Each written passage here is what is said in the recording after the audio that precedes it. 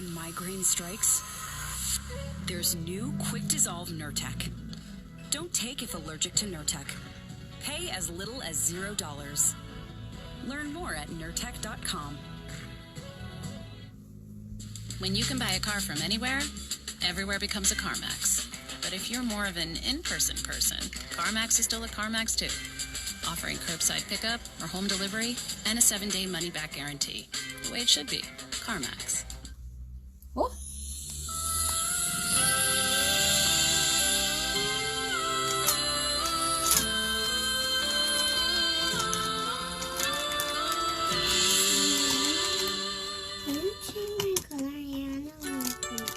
Mama, change the color. You're still too little.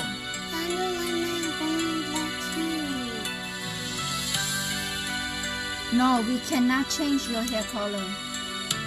You are only too when little. I am big, I can go to the salon. Yeah. Okay. 但是呢，过了开了那包海的。那么呢，还有过海的中路被啥个个 use heat on the hair extension。那还有过海的被啥个个 use heat to 我个的 hair extension 都被晒。So here it is the hair extension。但是呢嘛，估计到 long hair extension 啊。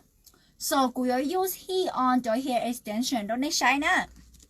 Mommy, why your hair is so long and mine is still short? Your hair is long too, baby. But a little bit short, yeah, a long. Okay, Nana. I want that hair, Mommy. I want brown Nana, hair. đói mà. Nên say Nana. Còn nói your khop lá hậu na, okay? So pretty. It's so soft, okay? So, thôi mà có bỏ chế, mà chế nó có thể tao cho cụ lip lá hậu. Nana, okay?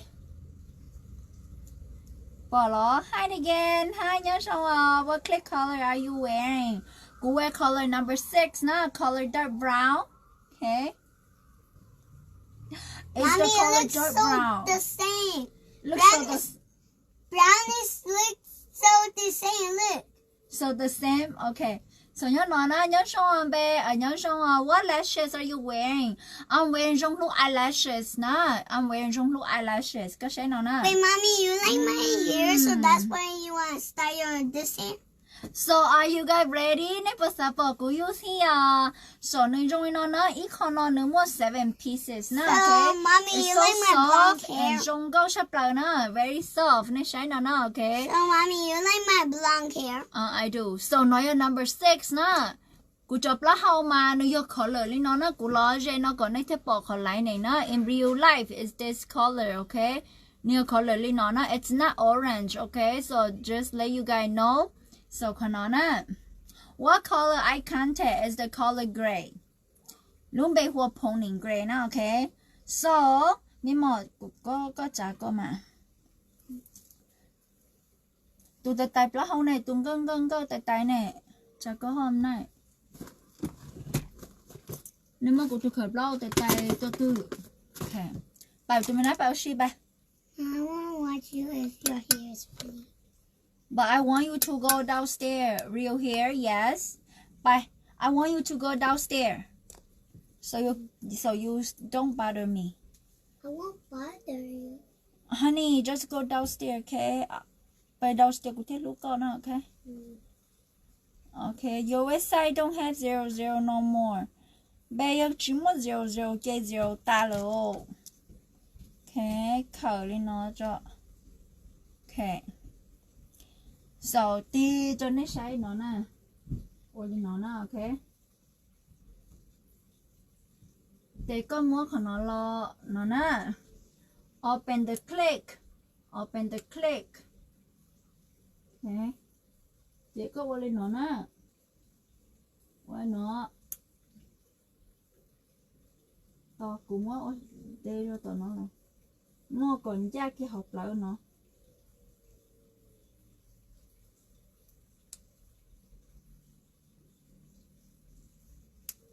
No, okay. Hi, Mommy. No, okay. Mommy, can you have a bun when me? Honey, cụ tư được có cho thác cụ nó nè, bài cụ tư mình nói bảo sĩ bài cụ tư lúc có bài. Just go downstairs, don't bother me. Okay, the second layer. Second layer. Hi beauty, hi nhớ rồi. Second layer. Okay. Do the same thing. What's the website? zhonglubeautycare.com. The website is zhonglubeautycare.com. Okay. So second layer.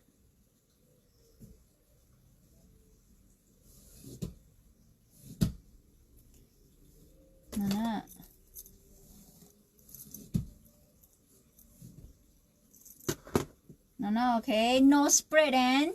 And you don't go hang on this side, no, okay. The quality is amazing. How much is hair extension? $85. Okay. Don't go hanging up. Your real hair got super long. So the same thing, 一样高. Okay. Okay. Nona. Equally go how much? Equally no, the 14 inch or 85 or the go inch or 125. Okay. The third layers, okay? Third layers na. By third layer na. Nữ long tàu rong câu hình liệu. Thầu dục lá hồng tàu mà dục quá chiều rong câu ta liệu. Okay. How many pieces in a set? 6 or more 6 or 7. Cũng mà số đó có. Let me see. 1, 2, 3, 4, 5, 6, 7. More 7 pieces or 7 pieces cho each set now, okay? So Kanana, this is real human hair, no spread and very soft, no tangle, okay? Này có chủ nhẹ xíu đi, tôi khó của nhẹ chấp lại đi nè.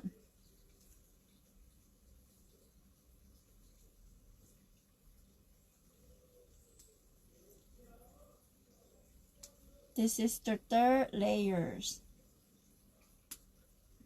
Okay. I want one so beautiful. It is. Like I said, guarantee 100%. Thầu tiêu cú hay something that cú guarantee của nó tên này cho xe to này có nhẹ hàng đi không? Okay. Then let's go to another layers, okay? You know your hair extension gonna go so there's a hair extension, but it's so soft. It just feel like it's mine. See? And you know có đại có lá hoa có muốn nữ ra xí tao nó, okay? Ít khó đi chào, ít xe o system o, ít xe nó chơi ít khó nó, okay? Okay, go to the other layers. Okay. By the other layer now.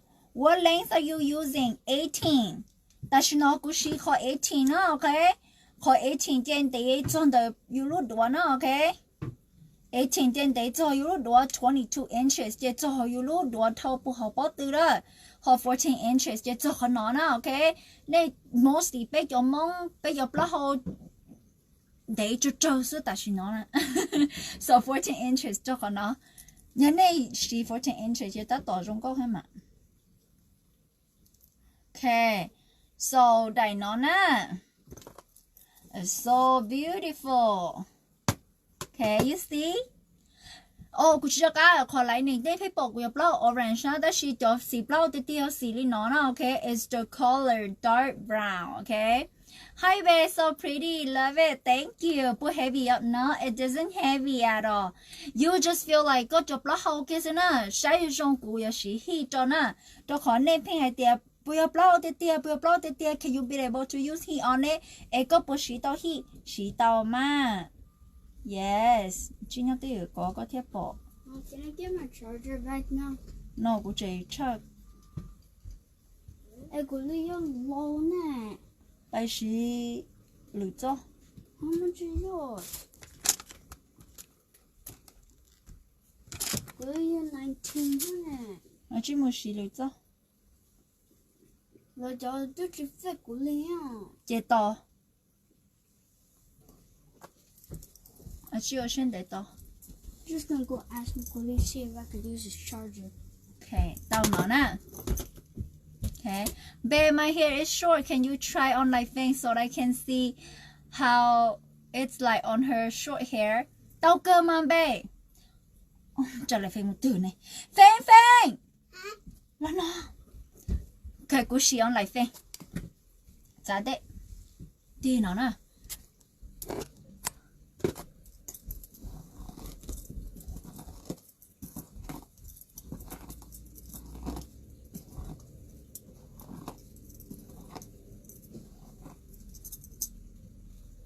mà mình xì con à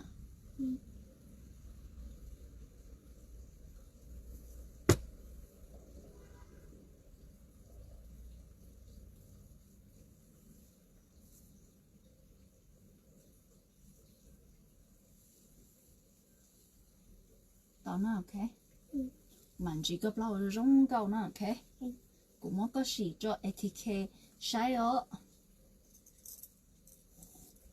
ok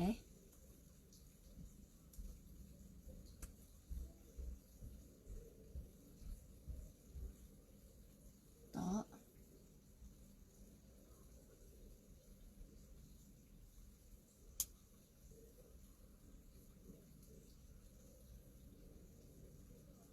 nhớ là rong mà sợ nhân chê mà sợ nhân chê của thiệt ô tô có mà có phim còn không tốt hơn nè ok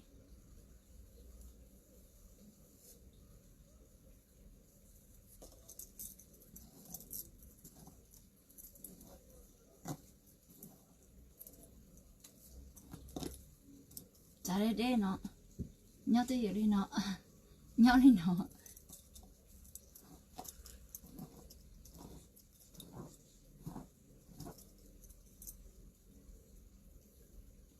tao lô nhớ nó you have a lot of hair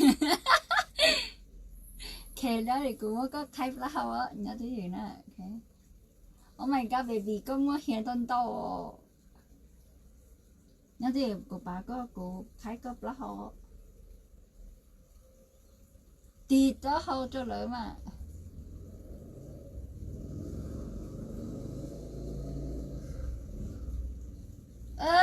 blow cho chơi chị quên nó nè chị tập là hậu thân tàu trong gạo nè my hair extension is amazing xì nó nè đừng hậu đôi chụp lá hậu xìm blow hay nè because it's colored dark brown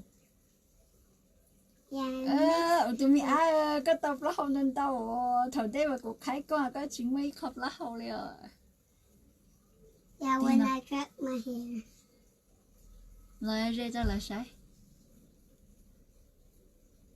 so pretty okay what color is that it blends so well with black hair color it's number 6 babe si nó blend nó rong có chụp lá hậu nữa tí chả nó okay your color dark brown nè có sẽ nó okay lại fanny brown này trộn black hair đó Yep, but brown makes black, right? No. You have a lot of hair. You happy?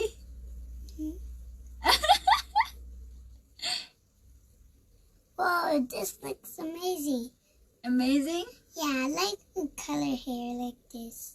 Okay, chị của cảm ơn đầu nó okay. No, Why? I like this color. Thì có cho một biểu có biểu cũng đâu có nó okay. Khẩu tôi hiểu có cho biểu cũng đâu có nó kỳ nó. Có chỉ cho một biểu. But it's very expensive. Yeah, expensive nó mà mình bông nhiên đông đâu nó có cho một bảo có bảo cũng đâu có nó có nó. Nó lo. Có bảo cũng đâu có nó. Luôn lo. Long ago, might grab it off and then broke. No, cho một có sẽ có bao lần đầu có sẽ ở khỏi nó thiệt chỉ cho tao back nó thiệt thì tao hậu nó là sẽ mà mình mò thì tao nói hết khe bài người có trong một bảo bảo sĩ bài có trong một bảo nó bảo đầu con chuyện cái lô của ok vậy cho cái ở đó nữa where we at okay okay so ít xe lên nó để có yếu tố bé cho chế giáo sĩ cho ở nhà tu li mà cho khó nên chỉnh chúa nó ok chế của họ tao nó thiết cho ok ở lên nó nè rong gạo hình là rong gạo hình là mà giờ lên từ tụi mình nhỏ bao cho chơi yêu khai tao chỉ chuột rong gạo này à để yêu ăn nó a braid Yeah. okay tối mình biết của mà ông braid đó có cái bao lần đầu you like it cái chơi lại về rồi sẽ cha liệu you happy Yeah. you want to have a lot of hair Yeah. Like one pencil that is all the way to the ground. all the way to the ground oh I think cũng muốn nó khởi tông cây hả tao cũng đã muốn chùa ở đó chết rồi Now we're going to have the same hair. you happy you happy Yeah. like happy a lot Yeah. I wish that you can buy me. even if I buy I don't got nowhere to go to show it off Mommy, I nó wish không that chế you xin em bé buy me these clips like these. đây có trong một bảo đầu con cái kia có nó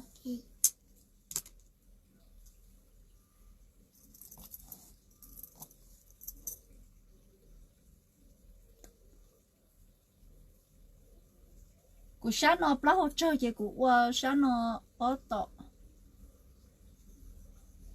tao khỏi của ít sáng bao hỗ trợ ít sáng bao hồn đầu sáng nó bao hỗ trợ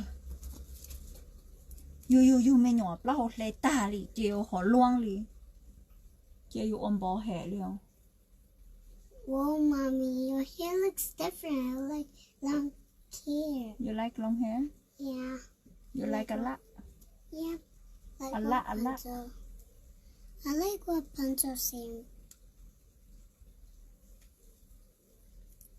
I like Rapunzel rainbow hair. you like Rapunzel rainbow hair Yeah. Because you know rainbow is the best color of mine. okay okay Na, who's hungry? cái rồi nó sẽ là Yeah. you happy super happy Yeah. Whoa, Mommy, how can you turn to a hair model? a hair model Yeah, because you do your hair. what are you talking about a hair model you like it You know what's a hair model? It makes hair that is beautiful. oh you like it Yeah, so like than me. I touch it. you like it Yeah, but you need to brush your hair because it's messy up the top. oh it's messy I need to brush my hair then don't touch I'll brush my hair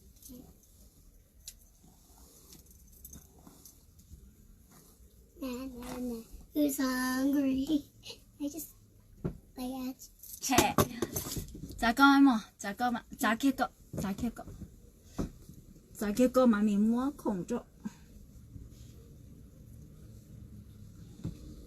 mua cho spray chia chỗ cho cổ con á Okay. okay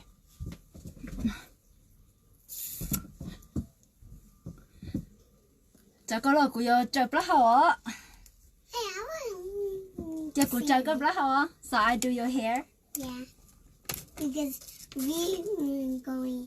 I wish that we could go to the.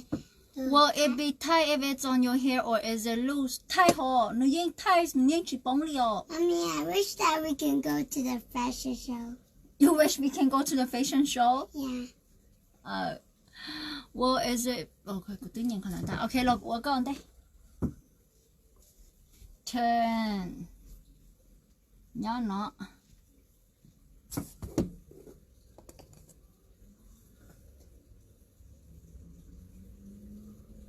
Có blow the door. You have a lot of long hair now. Your hair is getting. Wait. You cannot wait. Yeah, I like this hair so much. You like this hair so much. Can I take it back? What? Can I take it back? This? Yeah. Wait, the fake hair? Yeah, can I take it off? I want to be long too. You want to use it? Yeah. But you have to promise me chỉ cho ô cái này okay? What color number do you have on? I have the dark brown color, which is number 6. Number 6, no? Wait, Mommy, did you sell all those beautiful hair and then you just sell this for your own? These brown? Tao mà mình qua trong cho. So Mà mình cho qua tí sau mà mình qua hậu tư suy thế trong có. Sáu nhân chơi mà. Có chỉ cho bự lo đó cũ mà. Có sáu nhân chơi của thiết chỉ bao tàu hồ.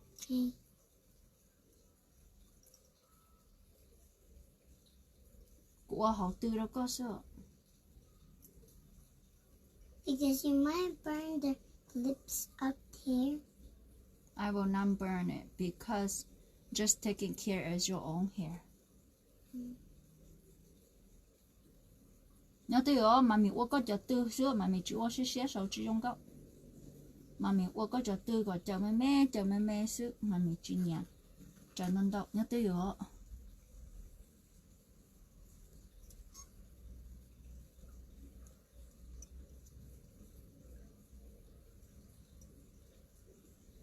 Nhớ từ đó.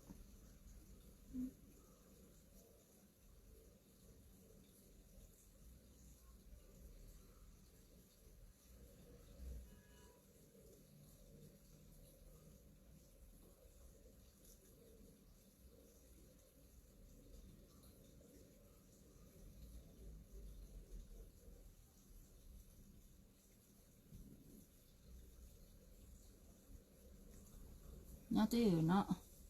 Nhớ rong chỉ cho tiền hàng thế tiền nó sẽ. Của cái bao rong gạo à. Okay.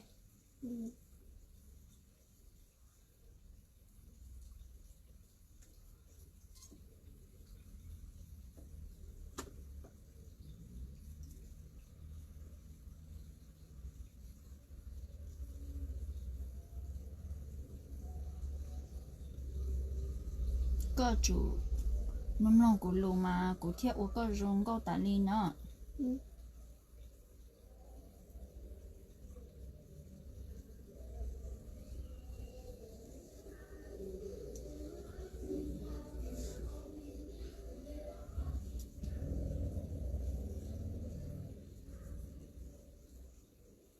Cái xe cái nó do khỏi hair extension xưa là phiên khó bao giờ còn nó khỏi hair extension xưa.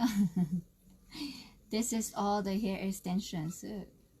So, Mommy, you sell all your hair extension for the people except for the brown ones? Yeah, I sell for people so they can have beautiful hair like us. Does they really want it? Yeah. Nhớ là rong mà stay still.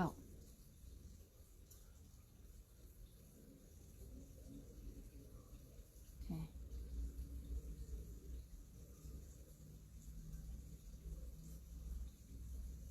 Nhớ tới rồi, nhớ là rong á.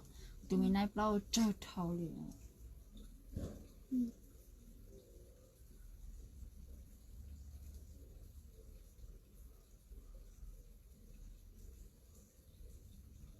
cho anh đi mà có phim nhìn đi ấy nhớ tới mà hiện ở đâu khó mà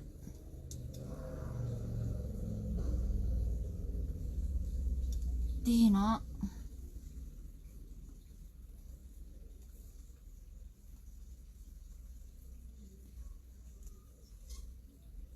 我到可可。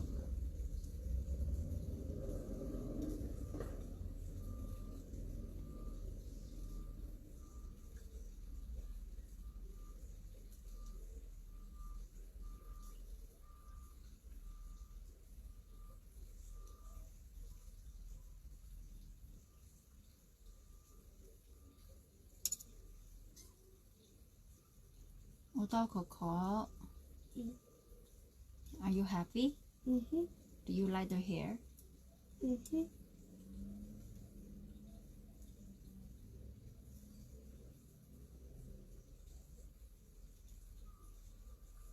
You look so pretty.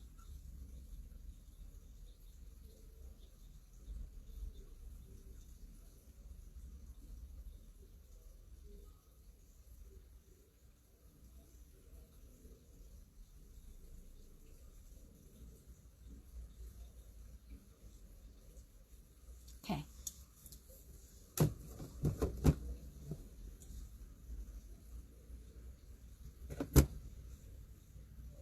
Wow. I like it. You like it? Đó. Có bộ cả mà mình mới có bạc đó hầu. Quên đó nó.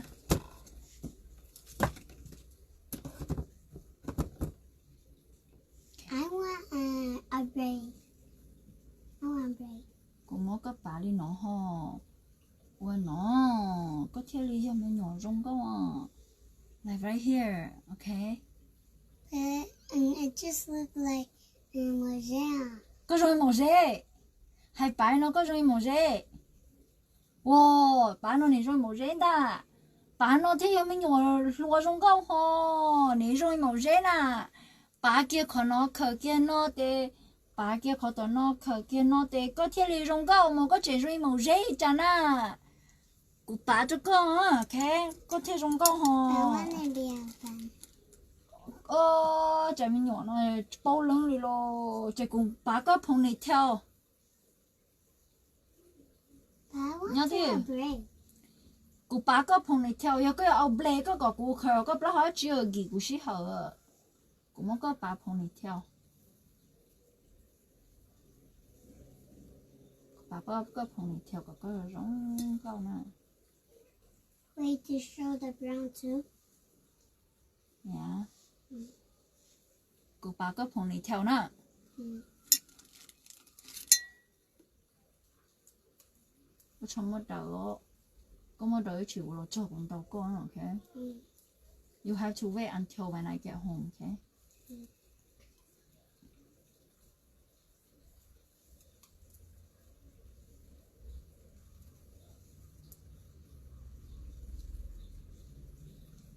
see so pretty turn a side see you're so pretty you're so pretty It's kind of short.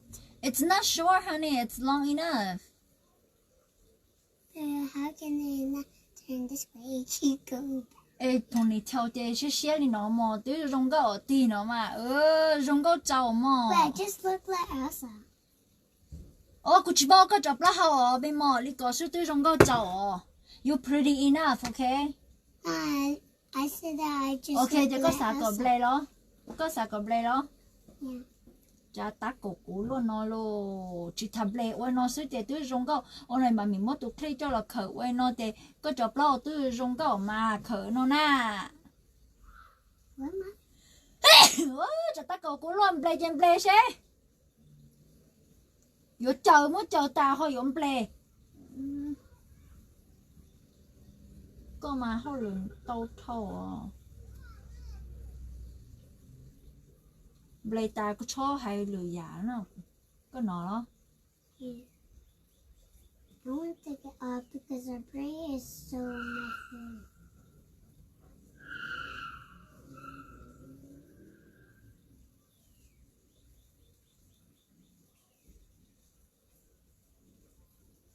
kẻ của play nữa play ta mà chủ nữa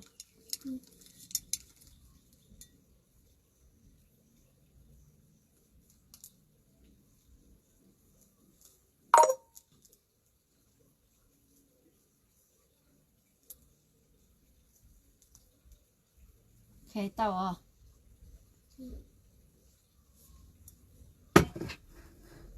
tôi rong rong gạo à có sự sai nó bay tờ bay nó I want to see it too. you are pretty enough see I bled already But I thought it was supposed to be long, but now the brown is short now.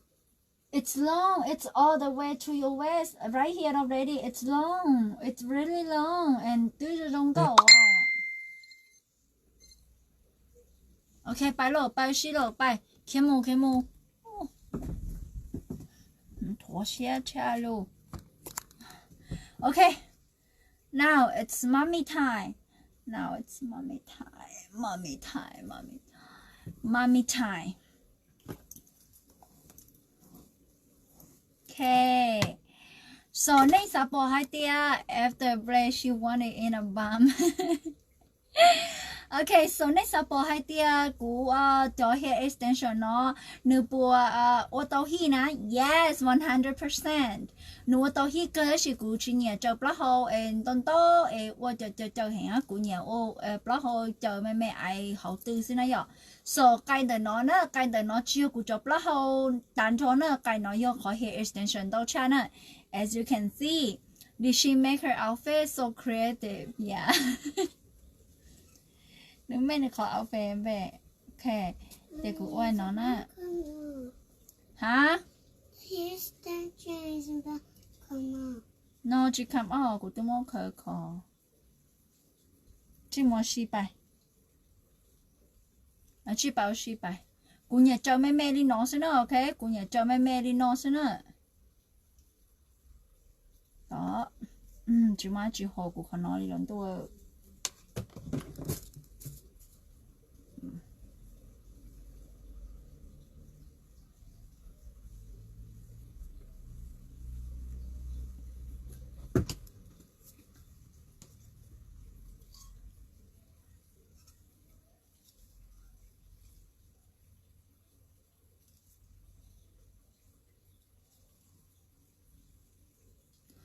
ít con gì cũng kia đó nè bao ít con gì cũng kia đó nè bao hay là cụ chỉ kinh chập là hậu hành ó I'm not that good okay chỉ mấy cái chỉ tôi cụ chờ nó liền thôi đó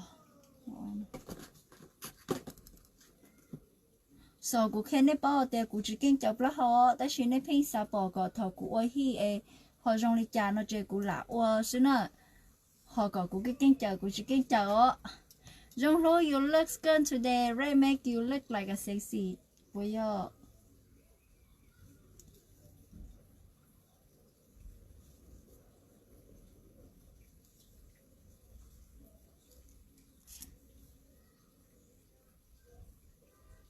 okay nó nè nó bay tôi hi lấy cơ mà nó chơi tôi cơ cú nhà chơi cho hộp lỡ cái lên nó xí nè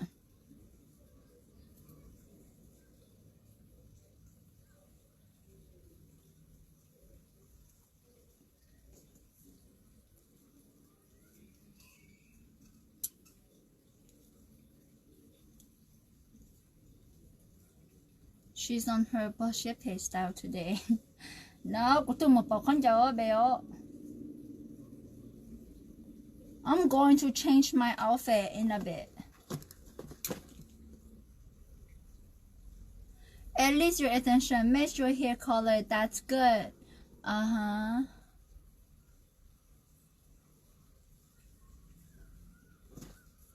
No.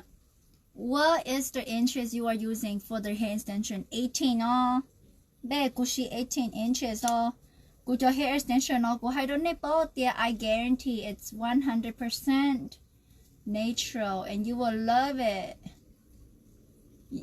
Yo bên nữa cụ ra black cụ tự mua cụ hair extension nó ra color black theo. So có gì ra to color nó okay. Like có muốn ra to color as you want okay. Có ra to nữa color.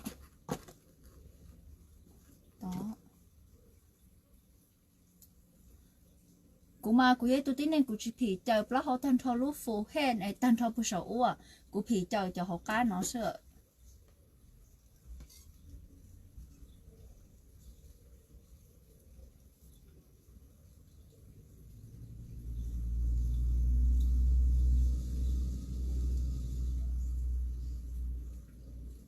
So as you guys can see, hạt tiền yes, cú li hair extension, she cho hi tao cơ. Ở bên nút của đai của plau play của mặt đai của khỏi hair extension đó nên sai nữa. Nên有一些里诺的走二零十了。Yes, loose curl on the bottom are pretty.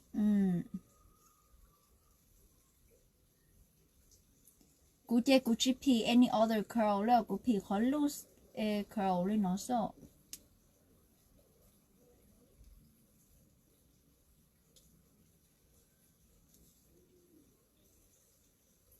Cú pi khó loose curl nó cha so. Được khó chơi cú chỉ pi liền. Yeah.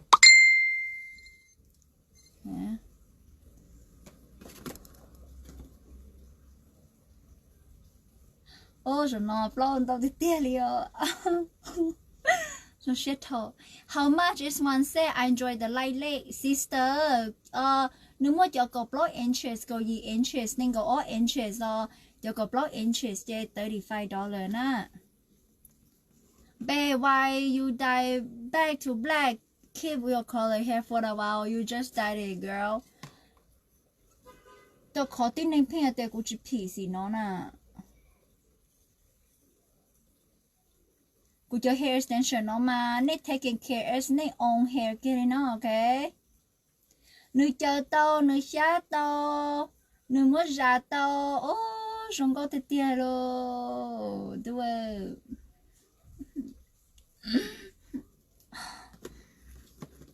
Không có thò liệu. Tôi cháu anh nhỏ ấy bao tàu rồi không có tham bộ nó liệu. Ở cháu tin anh nhỏ ấy vừa bao tàu rồi không có tham bộ nó. You should curl from the center of the hair and then brush it out. Bây giờ của tôi chỉ cho qua mà. Nên sao bỏ cũng xí của cho hair extension cho hi của là ở chỗ thay của cái kênh cháu số tiền của tôi chỉ bỏ qua để á chị rồi. Của tôi chỉ cho cháu bao ho có chỉ bỏ rồi bé. Thế thì nên sao bỏ của lão thay nên sai mình gì ngô của kênh cơ thì tiền của chỉ bỏ tiền ở cái từ tuần đây mà. Lão chú xưa có vừa khẩu có li vết sai lo giờ mà vừa họ cũng li vết sai nên chỉ bỏ tiền cũng chơi chơi bla họ lo thế thì nên hạt tiền có cũng chơi li sầu cũng cho hè nó xí cho hi cũng thế lo sầu cho nên xưa thì tiền cũng chỉ bỏ chơi bla họ mà cũng lúc xem mình chạy lên chạy xưa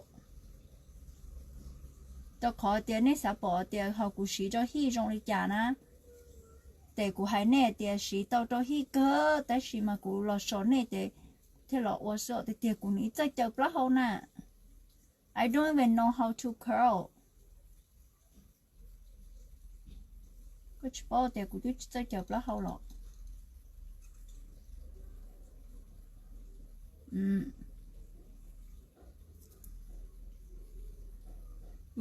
còn nó cũng mua lạ chỉ trong góc hình mà đó cái ở đâu trả lời nó xem mà tôi chỉ bảo để của tôi chỉ chơi chụp lá hậu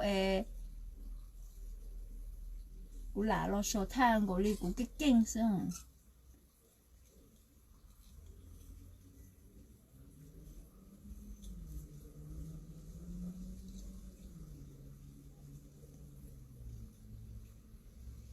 quay comment nó cho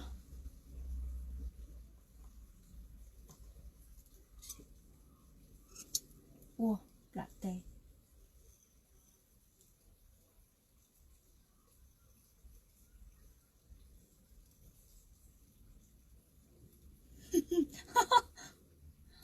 Cô sủi vậy. Opa, oshinakamashita. Không có thể tiền liệu.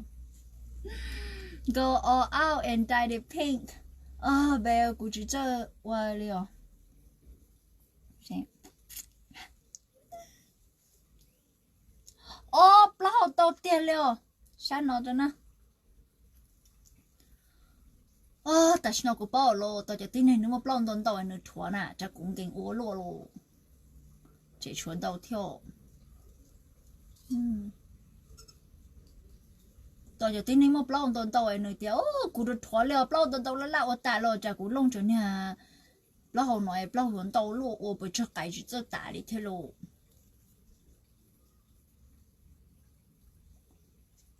tao là cho nên một bao hậu tao ấy là được thua lo chả cú biết thua thế lo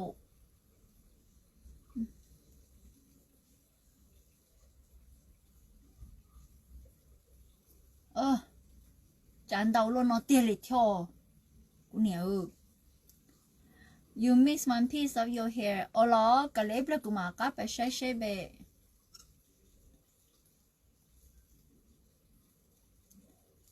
Jong Lu you miss one piece that is not curl ở bây giờ là cũng mà các phải sai ở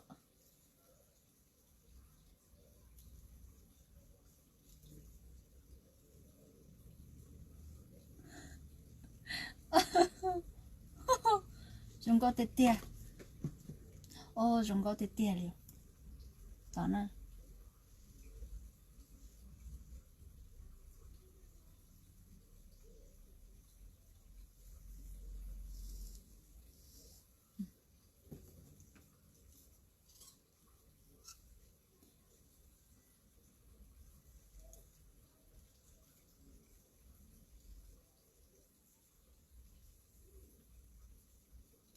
Jong Lu read my comment. It keep getting pushed up.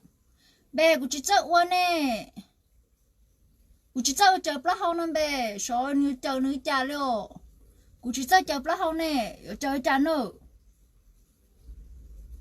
Push đi cha nè. I don't know how to do it. Tí nè nè, nè mà nè phim cô. Cô chỉ là một cô chờ bao lâu extension cho là yêu hi. Nè nhân trai trả cô đã nè.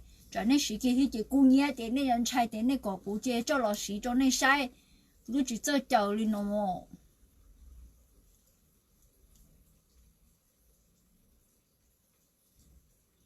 cú tơ tiệp lâu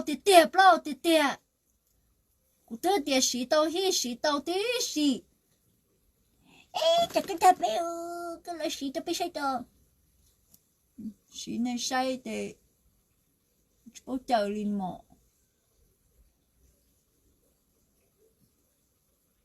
bố chụp lá hậu này bố để quên tôi tin rằng cú bố chụp lá hậu của lão chú sao be curl away from your face nó nè có hai lên nó quả đè lên nó chỉ dùng cái cú chỉ rất yo tôi cho nó curl away from your face thôi okay lên nó bây giờ nó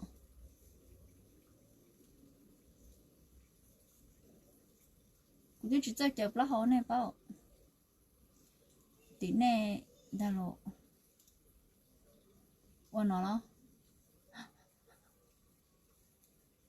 오빠 시카나다 에키니까 남시대 땅거는 많이 주동노 어쩌셨동노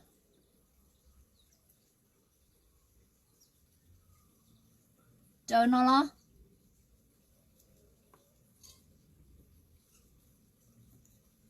nó lo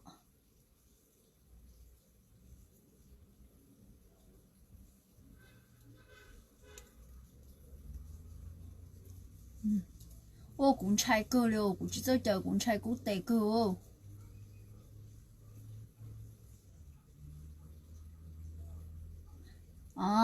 오빠 좋구나 missing one piece right here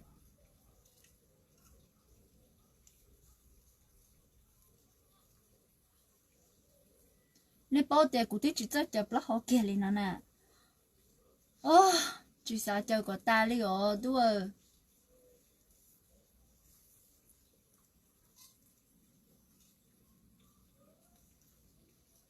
chờ nó chơi với họ đó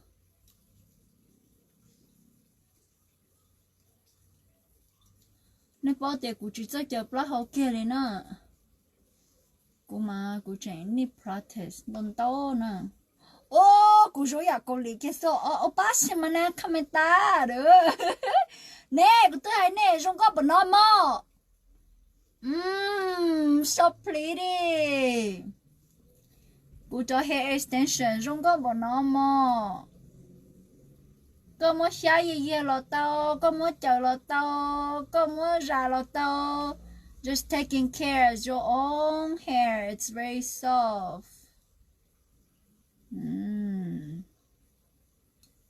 nữa rong có tiền liền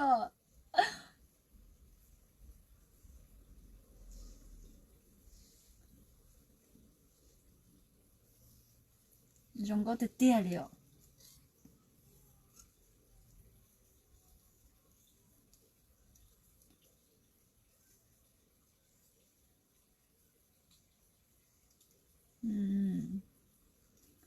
Which one you wearing? How many inches? 18 inches or go 2 inches? Then that's okay. Go look đó.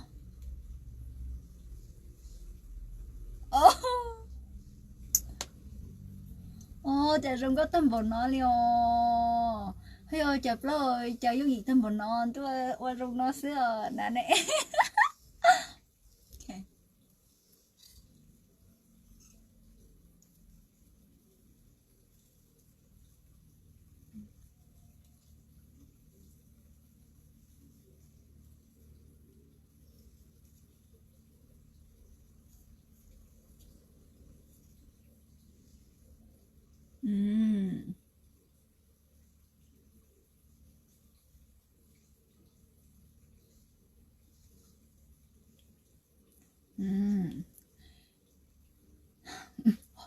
Chẳng thì nên sẽ phê luôn nó đi nhiệt lo à nhiệt lo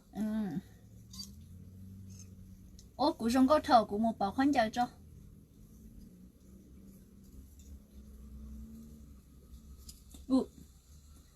cú tệ theo họ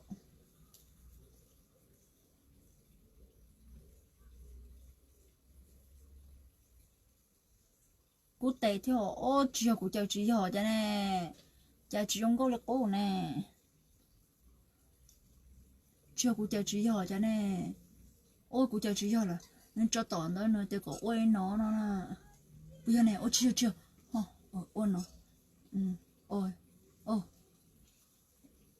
ôi nó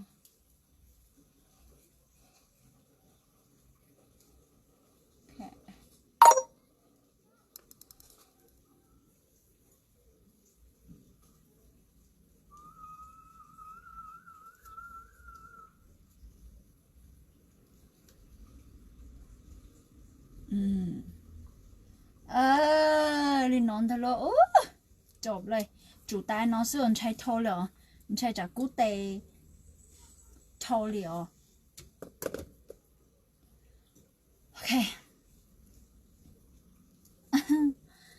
tao kia lo sập lại cho chúng có tâm bồn nó nằm tôi it might look funny cause you curl them the other way already bây giờ bé cả lệ của nó sẽ cũng chạy thọ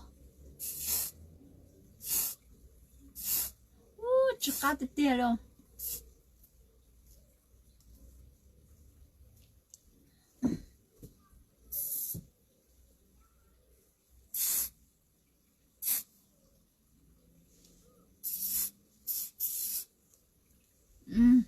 tao nó sẽ lo trong có thịt tê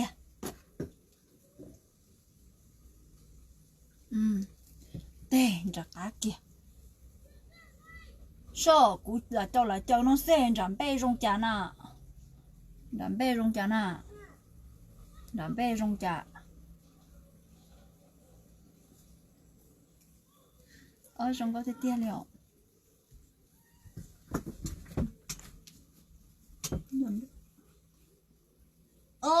chuối cái nó sao cho cái nó cho nên chú kẹt cô chuối cái nó nè ôi cho cái nó tia chỉ cho đâu tầm nó lo mò ô đua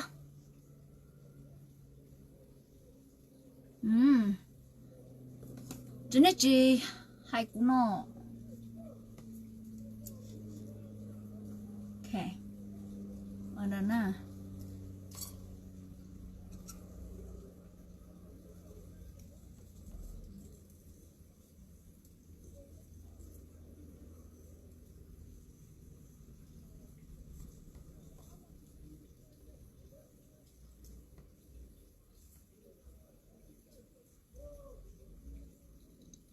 chọc rồi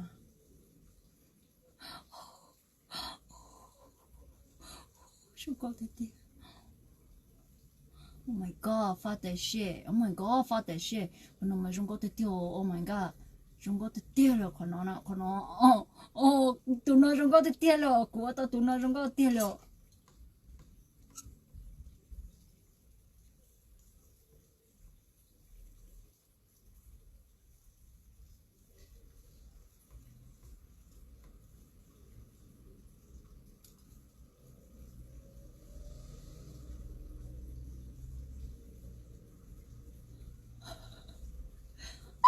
Chúng có thể tiêu rồi tụi nó nào. Sao nó chụp lá hôi chờ nó xem mò. Okay, let me stand out again.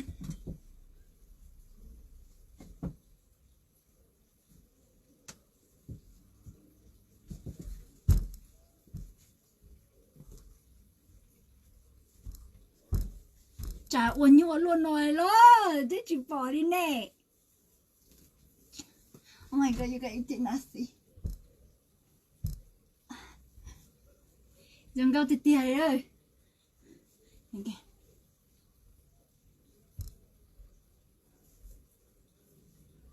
Đừng có chụp lại đi đây. Lâu đừng có thâu liễu. Tao cũng muốn bỏ khăn chạy lại đó nè. Let me turn on the câu đó nêm không đó.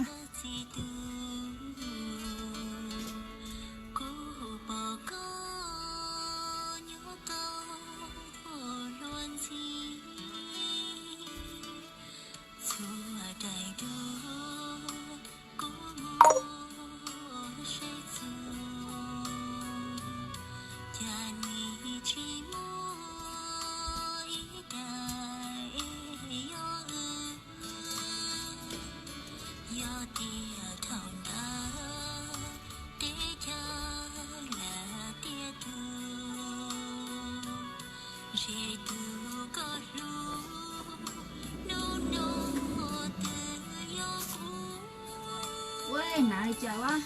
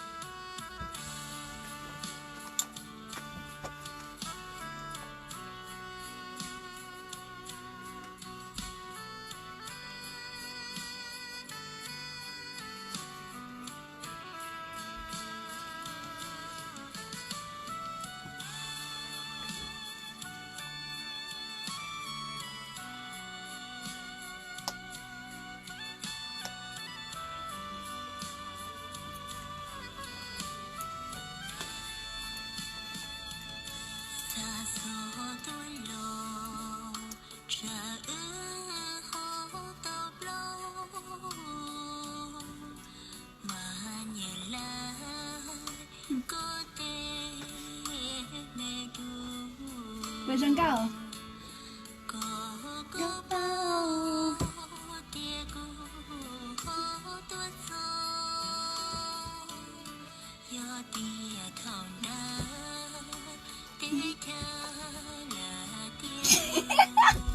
Oh, I like my hair. Cũng nhiều chụp lâu tiếc rồi.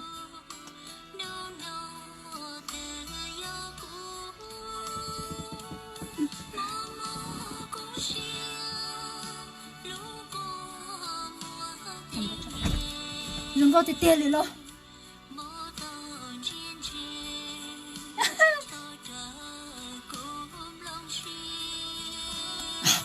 Hai cái tiền.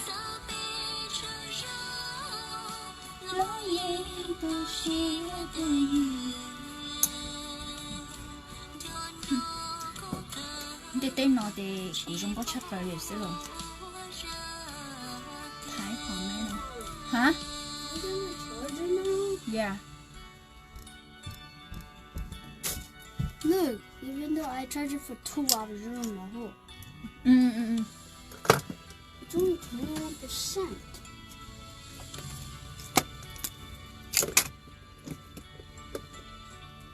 Để đi nè. 진짜.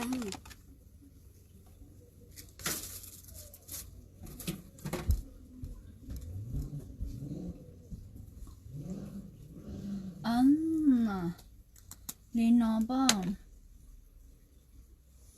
Bày bông bông. Đừng có thích tiền rồi. Go have love with my love and beige. Ôi, đừng có thích tiền rồi. Cái xe của chụp đó không nè. Ôi, của chụp đó đừng có thích tiền rồi. Này của nhà. Của nhà. Ôi, của chị.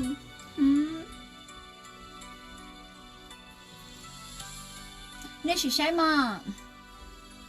Oh my god, let's go to the natural light. Natural light. It takes so long. Natural light nó. Hi. Nhớ xong à.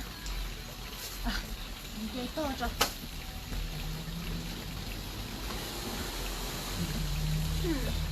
Oppa. Để tôi bật đi té.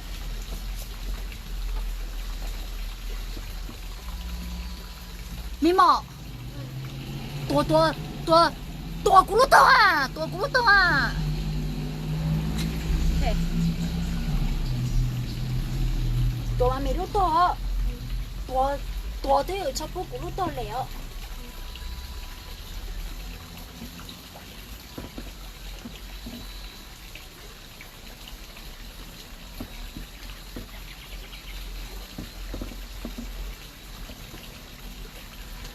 Thank you.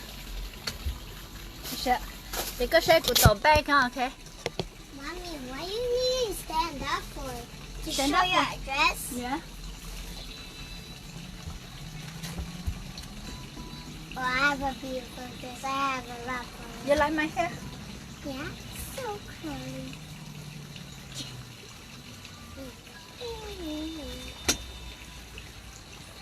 It's a jar.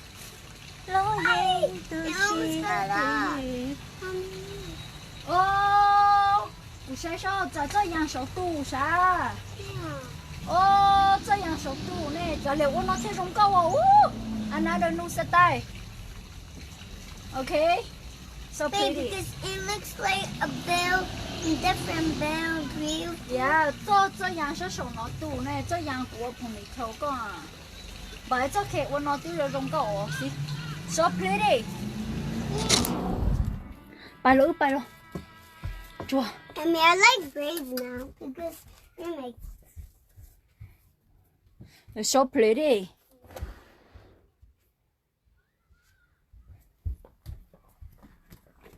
Bye, let's go.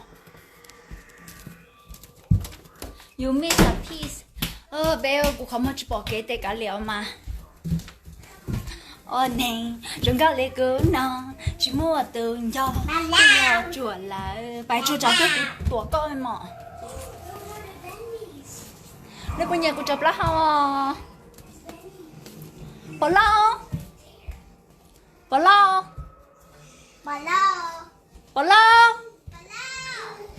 Lì bỏ lo nè. Nobody's in the barrel. Hello. Bỏ lo.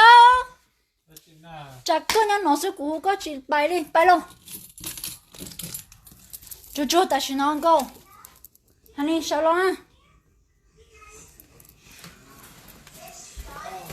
Con nhóc kia khó có sự cú có cởi chữ tế cú theo rồi. Bye, Mommy. Bye, baby.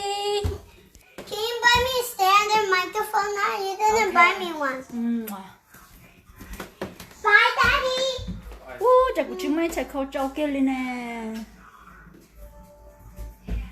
Are you guys going to say bye?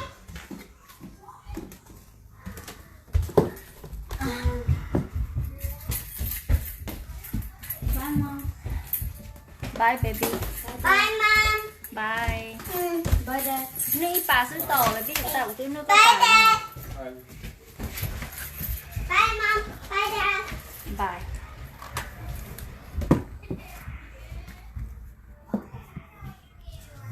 Donna, your daughter calling her dad like you. Like phèn bỏ lâu.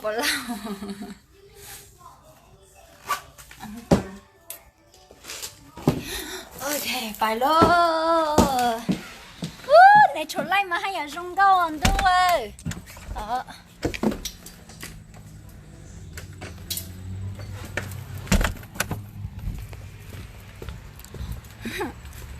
Lý trang số cái ở tao tụi câu lý trả.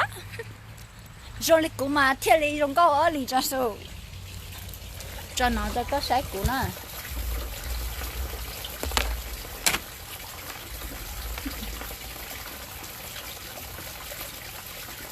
Tụi dân câu.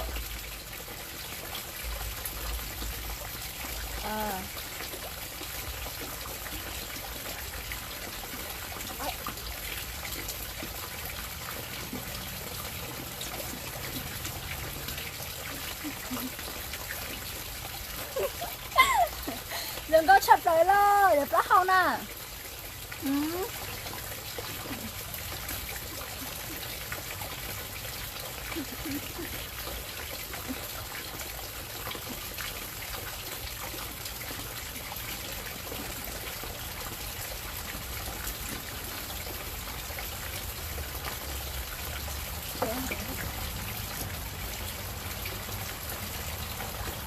Hi, Mommy.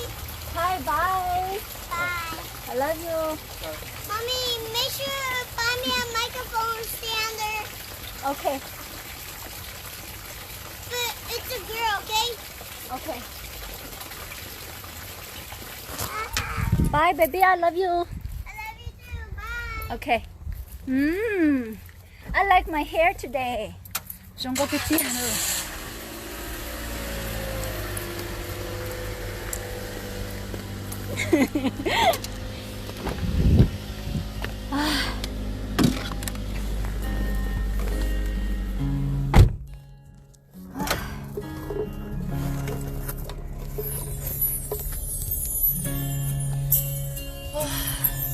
Nè vừa trong câu nè.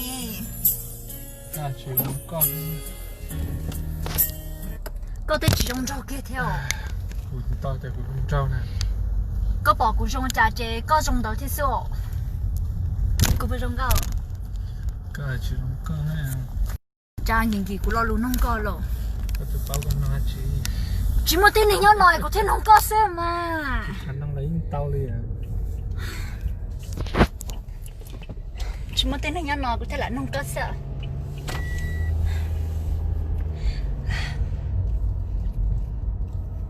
Nè bữa nhẹ thia.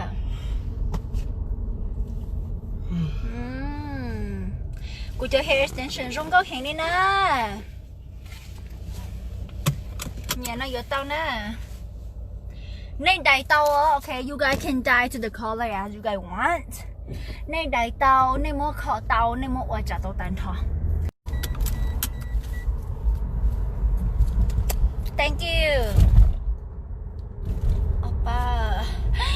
Mình nhầm được ta na, chỉ cần ăn thằng này hết. Cha cô sa cờ lúc cô lý lúc cô cởi cho tao nè. Every time you ask your husband that question, and he always give you the same answer every time. I know that's why cô chỉ xéo lo li mong bè. Honey, cô đi nhiều lúc phong xéo. Lúc phong nó bỏ tránh thầu thuần nên thầu trên nhà lúc phong nó. Tí tia của trong gấu cha lúc sao tông nó ok. Chỉ lúc sao tông nó nó thuần nên thầu nó ok.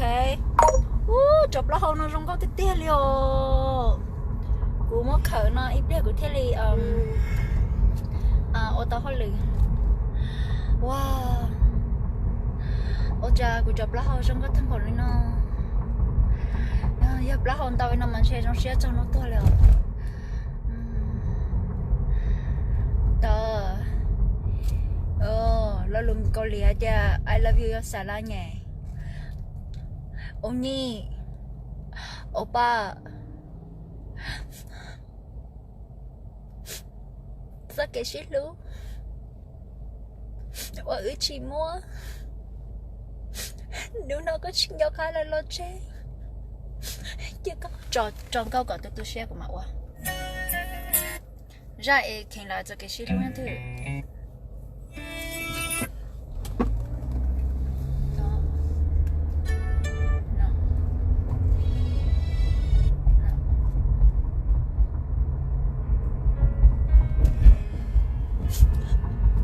nhau luôn đi tên đâu cô chỉ tao có là cô sẽ đây nào là sai nào ha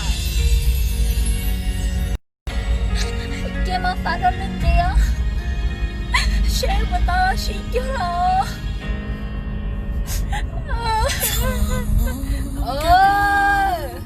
gió gió chỉ từ lu chỉ gió nhà của cô chỉ muốn lên từ lu có gió nhai mô thoát lu cô lệ cô mi cô cho chỉ tao có mong chúa bố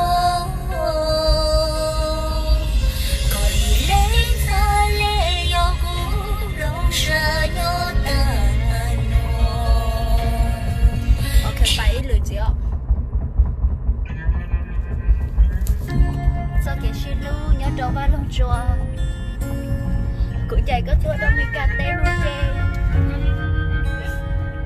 cũng nhân gió cô sẽ có chút sẽ phải cho xíu listen to it để câu nô cười nô song bé của chị nhớ hậu ấy cũng thuộc đã nó của nhớ hậu chế sức của cho chị đâu ai bóng vị á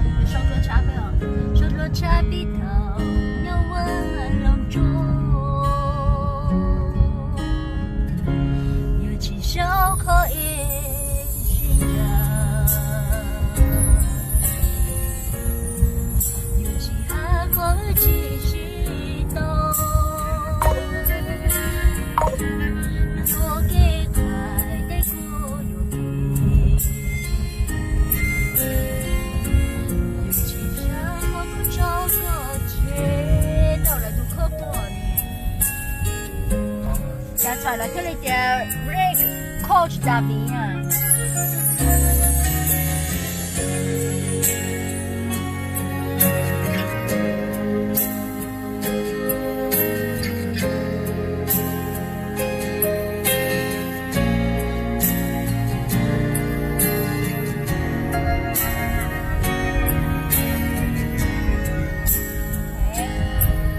put your song back on. Oh, okay. Put my song back on. Okay.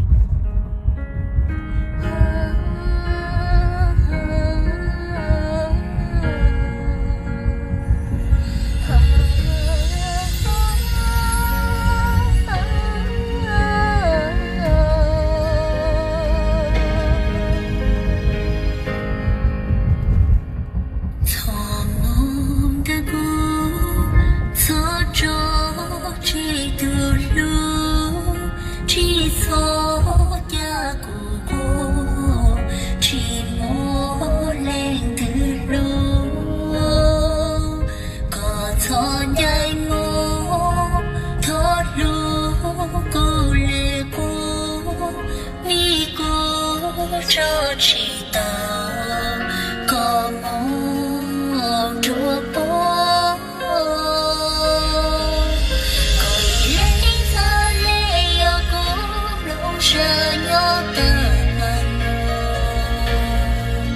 chỉ một câu cô yêu chỉ trên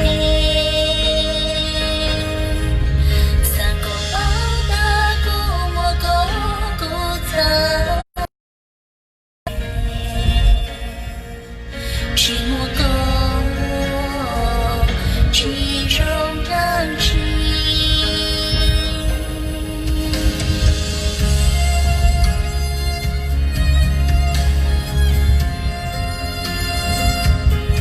cuộc sống dinosaur